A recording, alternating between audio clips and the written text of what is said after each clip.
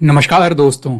आज हम बात करने वाले हैं इंडियन नेवी की तीनों शक्तिशाली प्लेटफॉर्म्स की जो मिलकर समुद्र में भारत की सुरक्षा और शक्ति का प्रतीक हैं। एम्फीबियस शिप्स जो ट्रुप्स और टैंक्स को सीधा समुद्र से बीच तक ले जा सकते हैं। सबमरीन्स जो समुद्र की गहराइयों में छुपकर दुश्मन पर निगाह रखते हैं। और ऑफशोर पेट्रोल वेसल्स जो भारत के एक्सक्लूसिव इकोनॉमिक जोन का हर कोना सुरक्षित रखते हैं। इस वीडियो में हम देखेंगे इन तीनों के रोल्स, डिजाइन और कैपेबिलिटीज और समझेंगे कैसे ये भारत की मैरीटाइम स्ट्रेटेजी को मजबूत बनाते हैं। तो चलिए शुरू करते हैं एक एक्साइटिंग जर्नी समुद्र के अंदर और उसके पार। शुरू करते हैं पहले एम्फीबियस के मतलब से। एम्फीबियस का मतलब क्या है? A ship that can operate on land and water, जो जमीन और पानी दोनों पे ऑपरेट कर सके उसे एम्फीबियस शिप्स कहते हैं। एम्फीबियस एक असॉल्ट शिप है जो वॉरफेयर के लिए यूज होता है, जो land and support ground forces को देता है। अगर दुश्मन के एरिया में जाना है और वहां पे ग्राउंड फोर्सेस को सपोर्ट देना है असॉल्ट के लिए, तो एम्फीबियस शिप्स काम आते हैं। कैसे? क्योंकि ये जमीन पे भी चल सकते हैं, पानी पे भी चल सकते हैं। तो अगर ट्रुप्स को ले जाना है, उनको लैंड करवाना है, उन सब चीजों में ये काम आता है। Modern ship support amphibious landing craft with most designs including a well deck coming full circle. Some amphibious assault ships also support fixed wing aircraft, now having a secondary role as aircraft carriers. बहुत सारे जो modern amphibious ships हैं उनमें landing craft land करते हैं with most designs including a well deck. Well deck भी होता है, ऑल्दो इंडियन नेवी के पास ऐसा कोई भी एम्फीबियस शिप नहीं है जिसके पास वेल डेक हो एज ऑफ नाउ। फ्यूचर में प्लानिंग है, लेकिन ये देखिए, ये जो आपको एरिया दिख रहा है इसी को वेल डेक बोलते हैं। क्या होता है इसमें? जैसे अगर कोई हवर क्राफ्ट है, कोई एम्फीबियस व्हीकल है जिसको यहाँ पे अंदर आना है, तो ये क्या करेगा? ये शिप यहाँ पे ब्लास्ट टैंक में अपने सी वाटर भर लेता है, समुद्र का पानी भर लेगा। उसके बाद क्या होगा? ये इसका लेवल नीचे हो जाता है थोड़ा। जब नीचे हो जाएगा तो वो जो हवर क्राफ्ट है या कोई और एम्फीबियस व्हीकल है वो इसके अंदर चला जाएगा और उसके बाद ये समुद्र का पानी फिर रिलीज कर देगा, ये फिर इसकी हाइट ऊपर आ जाएगी। और सेम वैसा ही होता है जब इसको हवरक्राफ्ट या किसी और व्हीकल को रिलीज करना है बाहर, तो भी प्रोसेस सेम है। ये एयरक्राफ्ट कैरियर्स की तरह भी काम करते हैं। क्यों? ये देखिए, ये लैंडिंग के लिए यहाँ पे जगह है और यहाँ पे कौन से एयरक्राफ्ट लैंड करते हैं? Fixed wing aircraft. अब अगर हम इंडियन नेवी की बात करें, फिक्स्ड विंग एयरक्राफ्ट क्या होते हैं? Fixed wing aircraft on amphibious ships are short take off and vertical landing. मतलब थोड़ा सा चल के वो टेक ऑफ कर जाता है और वर्टिकली लैंड कर सकता है। इंडिया का जो आईएनएस जलश्वा है वो करंटली कॉन्फ़िगर्ड नहीं है। किस चीज के लिए? फिक्स्ड विंग एयरक्राफ्ट के लिए। वो सिर्फ हेलीकॉप्टर्स ऑपरेट करता है। Amphibious assault and troop transport, marines को कैरी करना, सोल्जर्स को कैरी करना, टैंक्स और आर्मर्ड व्हीकल्स को कैरी करना। फिर जो बाकी सोल्जर्स हैं, टैंक्स हैं, आर्मर्ड व्हीकल्स हैं, जो आर्मी के व्हीकल्स हैं, उन सबको कैरी करना, आर्टिलरी को कैरी करना, मतलब गोला बारूद कैरी करना, ये सब काम amphibious assault and troop transportation के तहत होता है। लैंड फोर्सेस को एनिमी और कंटेस्टेंट शोर्स पे लैंडिंग क्राफ्ट, हवरक्राफ्ट और हेलीकॉप्टर्स के द्वारा पहुंचाना, ये भी काम है इनका। इसमें से लैंडिंग क्राफ्ट क्या है और हवरक्राफ्ट क्या है ये हम अभी समझेंगे। और core platforms for expeditionary warfare and island defence operations. Island को डिफेंड करना हो आपको, अपने किसी टापू को, और दूर जाके लड़ाई करनी है, उसमें ये काम आते हैं। अब दो चीजें समझते हैं, पहले लैंडिंग क्राफ्ट क्या होता है और उसके बाद हवरक्राफ्ट क्या होता है। लैंडिंग क्राफ्ट कोई एयरक्राफ्ट नहीं है बल्कि एक डिस्क्रिप्शन है। क्या? जब एयरक्राफ्ट अपने लैंडिंग फेज में हो, जब उसने अपनी फ्लाइट या मिशन कंप्लीट कर लिया हो और अपने डेस्टिनेशन के पास पहुंच गया हो और अपनी हाइट घटा रहा हो, जब वो टच डाउन करने के लिए तैयारी कर रहा हो, सरफेस पे आने के लिए, उसे लैंडिंग क्राफ्ट कहते हैं।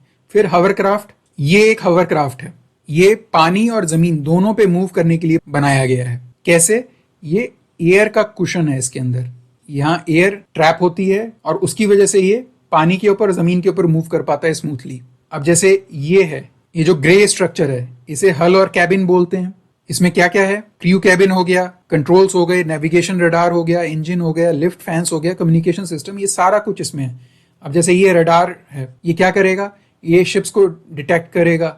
कोस्ट लाइन्स और ऑब्स्टिकल्स हैं, आगे कुछ बाधाएं हैं, उनको देखता है। कोस्ट लाइन कहाँ पे है उसको देखता है। तो नेविगेशन के लिए बहुत जरूरी है ये रडार, खास करके कहाँ पे? जहाँ पे लो विजिबिलिटी है, कम दिख रहा हो और रफ सीज हैं, जैसे समुद्र में उथल पुथल हो जाता, वहां पे ये बहुत काम आता है। फिर इसके बाद ये देखिए एंटीना है, ये कम्युनिकेशन के लिए यूज होता है, एक शिप से दूसरे शिप पे, एक शिप से शोर पे, कोस्ट पे भी यूज होता है। फिर नेविगेशन का भी अच्छा काम करता है ये वर्टिकल स्टेबलाइजर्स हैं, ये क्या करते हैं, ये हवरक्राफ्ट को स्टेबल रखते हैं और फॉरवर्ड सीधा रखते हैं, सीधा समुद्र में, और ये साइडवेज टिल्ट होने से बचाते हैं इसको जब ये बहुत तेज चल रहा हो या फिर समुद्र में बहुत तेज उफान हो।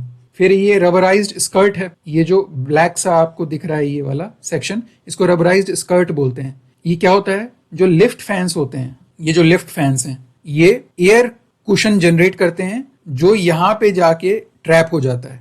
इससे क्या होता है, हवरक्राफ्ट पानी और फ्लैट लैंड के ऊपर इजिली मूव करता है। इंडियन नेवी और कोस्ट गार्ड कौन सा हवरक्राफ्ट यूज करते हैं, ग्रिफन का। ये बेसिकली किस लिए यूज होता है, फास्ट है, वर्सेटाइल है और आइडियल है किस चीज के लिए, जहां पे बड़े शिप्स नहीं जा पाते हैं उनके लिए। पावर प्रोजेक्शन का काम करता है, इंडिया की इंडियन ओशन रीजन में रीच बढ़ाता है, डिस्टेंट आइलैंड्स, चोक पॉइंट्स और ओवरसीज टेरिटरीज को अगर सिक्योर करना है उस काम आता है। चोक पॉइंट्स मतलब जहां दुश्मन के ट्रेड रूट्स जा रहे हैं उसको आप ब्लॉक कर दो तो ट्रेड रूट्स क्या हो गए, वो रूट्स क्या हो गए, उनके लिए चोक पॉइंट्स बन गए। Humanitarian assistance and disaster relief, अगर सुनामी आई है, अर्थक्वेक आया है, साइक्लोन आया है, तो वहां पे खाना पहुंचाना है, मेडिकल एड पहुंचानी है, इवैक्यूएशन करना है, उन सब के काम आता है। और क्योंकि इनके डेक जो हैं वो बड़े होते हैं तो उनको एक फ्लोटिंग हॉस्पिटल की तरह यूज किया जा सकता है, कमांड एंड कंट्रोल सेंटर की तरह यूज किया जा सकता है इसको। क्यों, कम्युनिकेशन सिस्टम्स होते हैं इनके अंदर जो joint navy army air operations के दौरान कमांड सेंटर की तरह यूज किया जा सकता है। लार्ज स्केल फ्लीट ऑपरेशंस के लिए बहुत क्रूशियल हैं ये। नेवल एविएशन सपोर्ट, हेलीकॉप्टर्स को ऑपरेट करते हैं और ट्रूप को ट्रांसपोर्ट करना और सर्वेलेंस का काम, निगरानी रखना, वो सब काम बहुत अच्छा करते हैं ये। कुछ डिजाइन ऐसे फ्यूचर में आने वाले हैं जो शॉर्ट टेक ऑफ को सपोर्ट करेंगे। स्पेशल ऑपरेशंस, मरीन कमांडोज को रेड्स के लिए, काउंटर टेररिज्म और हाई वैल्यू मिशंस के लिए डिप्लॉय करना। मरीन कमांडोज कौन है, जो नेवी के कमांडोज होते हैं। इनेबल कोवर्ट इंसर्शन एक्सट्रैक्शन इन लिटरल जोन्स, जब कोस्टल एरियाज में किसी को आपको एनिमी के एरिया में भेजना हो तो उसे इंसर्शन बोलते हैं, और जब निकालना हो तो एक्सट्रैक्शन बोलते हैं। एम्फीबियस शिप्स कौन सी हैं इंडियन नेवी के पास, आईएनएस जलश्वा है, मगर क्लास है, शार्दुल क्लास है, निकोबार क्लास है, एलसीयू MK4। इनकी स्पीड रेंज की बात कर लेते हैं, वो 14 से 21 नॉट्स है और इनका जो वेट रेंज है वो 880 से लेकर 16,900 टन है। ये 16,900 टन किसका है, आईएनएस जलश्वा का, और ये 830 टन किसका है, एलसीयू MK4 का। सबमरीन्स क्या होते हैं, साइलेंट हंटर्स होते हैं इंडियन नेवी के, स्टेल्दी होते हैं, लीथल होते हैं, स्ट्रेटेजिक होते हैं। हम स्ट्रेटेजी के ऊपर आगे बात करेंगे। स्टेल्दी होते हैं, शांत रहते हैं, पानी के अंदर रहते हैं और बहुत डेंजरस होते हैं। एंटी शिप वॉरफेयर, जो दुश्मन है जब उसको ये मालूम है कि आपके पास सबमरीन्स हैं तो वो फ्रीली मूव करने से कतराता है। टॉर्पीडोज और क्रूज मिसाइल्स हैं इनके पास एनिमी शिप्स को डुबाने के लिए, जो कि काफी हैं। और दुश्मन जब ये नहीं जानता है कि सबमरीन की लोकेशन क्या है तो उसके लिए एक अनसर्टेनिटी बनी रहती है, एक दुविधा बनी रहती है। एनिमी सबमरीन्स को डिस्ट्रॉय करना इसमें बहुत अच्छा काम करता है। जो कैरियर फ्लीट्स हैं जब वो समुद्र के ऊपर चल रही हैं तो समुद्र के अंदर अंडर वाटर सपोर्ट देना, थ्रेट से बचाना, वो इस काम में सबमरीन्स आते हैं। लैंड अटैक, ये जो कलवारी क्लास की स्कॉर्पियन सबमरीन्स की मिसाइल्स हैं वो लैंड क्रूज मिसाइल्स लॉन्च कर सकती हैं। जो स्ट्रेटेजिक इंस्टॉलेशंस होते हैं पोर्ट्स पे, युद्ध के दौरान उस पर स्ट्राइक कर सकती हैं, चाहे कोस्टल इंस्टॉलेशंस हो, पोर्ट्स हो, रिफाइनरीज हो, मिलिट्री इंस्टॉलेशंस हो, और स्ट्रेटेजिक डेटरेंस का भी काम करती हैं। इंडिया की सेकेंड स्ट्राइक कैपेबिलिटी को फॉर्म करती हैं, इंडिया की न्यूक्लियर ट्राइड का पार्ट है, बैकबोन है। ये सेकेंड स्ट्राइक कैपेबिलिटी क्या है और इंडिया का न्यूक्लियर ट्राइड क्या है, ये दोनों चीज हम समझेंगे अब। सेकेंड स्ट्राइक कैपेबिलिटी का मतलब है कि जब आप समझिए एक कंट्री ए है, एक कंट्री बी है, ए ने बी के ऊपर न्यूक्लियर अटैक कर दिया, बी को डिस्ट्रक्शन तो फेस करना पड़ेगा, बहुत नुकसान होगा, लेकिन बी के पास क्या है, सबमरीन है। वो कहाँ है, वो कहीं समुद्र के अंदर है। वो क्या करेगा, वो यहां से न्यूक्लियर मिसाइल लॉन्च करेगा ए के ऊपर। इसको सेकेंड स्ट्राइक कहते हैं। ए ने जो बी के ऊपर किया वो क्या है, फर्स्ट स्ट्राइक। जब सेकेंड स्ट्राइक कैपेबिलिटी आपके पास हो किसी कंट्री के पास, तो जैसे बी के पास है यहाँ पे, तो ए अगर जानता है कि बी के पास सेकेंड स्ट्राइक कैपेबिलिटी है तो वो ये जानता है कि मैं भले बहुत डैमेज कर दूं बी को, लेकिन बी के पास वो कैपेबिलिटी है कि वो मुझे पलट के मुझे भी बहुत ज्यादा डैमेज करेगा। तो ए क्या करेगा, न्यूक्लियर अटैक नहीं करेगा, वो डेटरेंस बन गया। उसके बाद न्यूक्लियर ट्राइड क्या होता है? जब भी एक देश लैंड, सी और एयर तीनों से न्यूक्लियर अटैक कर सकता है, उसको न्यूक्लियर ट्राइड बोलते हैं। इंडिया के पास ये कैपेबिलिटी है? हाँ है। पहली स्ट्राइक कौन करेगा? हमारा अग्नि मिसाइल, फिर रफेल, फिर हमारा सबमरीन। बाकी किस काम आते हैं? इंटेलिजेंस, सर्वेलेंस एंड रिकॉनेसेंस के, इलेक्ट्रॉनिक इंटेलिजेंस को गैदर करना, एनिमी शिप की मूवमेंट्स को मॉनिटर करना और कम्युनिकेशंस को चुपचाप मॉनिटर करना, स्पेशल ऑपरेशंस, मार्कोस को डिप्लॉय करना कोवर्ट मिशंस के लिए। कोवर्ट मिशंस जो बताए नहीं जाते हैं, चुपचाप किए जाते हैं। Insertion extraction of special forces in hostile territory, दुश्मन के इलाके से स्पेशल फोर्सेस को निकालना या फिर वहां चुपचाप डाल आना, ये काम करते हैं। Sea control and power projection, जब आपके पास सबमरीन हो तो आप पावर प्रोजेक्ट करते हैं अपनी, और उसकी जो पहुंच होती है आपके कोस्ट से बहुत दूर तक होती है। इंडियन नेवी के पास किस टाइप की सबमरीन्स हैं? पहले SSBN, nuclear powered ballistics missile submarines. ये न्यूक्लियर पावर्ड SSBN जो है, इसका फुल फॉर्म क्या है SSBN का? ये है शिप सबमर्सिबल बैलिस्टिक न्यूक्लियर। तो ये क्या है? ये न्यूक्लियर पावर्ड सबमरीन है जो कि एक न्यूक्लियर बैलिस्टिक मिसाइल कैरी करती है। कौन सा? एक K-15 है सागरिका, एक K-4 है। K-15 जो है इसकी 750 किलोमीटर रेंज है और 1000 किलोमीटर का ये वॉरहेड कैरी कर सकता है न्यूक्लियर। K-4 की जो रेंज है ये 3500 किलोमीटर है और ये 2000 किलो का वॉरहेड कैरी कर सकता है। अब SSN क्या है? Nuclear powered attack submarine. इसका फुल फॉर्म क्या है? Ship submersible nuclear. SSN क्या है? न्यूक्लियर पावर्ड अटैक सबमरीन है। एनिमी के शिप्स को हंट करता है, सबमरीन्स को हंट करता है, पेट्रोल और एस्कॉर्ट मिशंस का काम करता है। बस फर्क क्या है? SSBN में बैलिस्टिक मिसाइल्स होती हैं, इसमें क्रूज मिसाइल्स और टॉर्पीडोज होते हैं। इंडिया के पास आईएनएस चक्रा था कुछ दिनों तक। क्या आज की डेट में इंडिया के पास SSN है? नहीं है।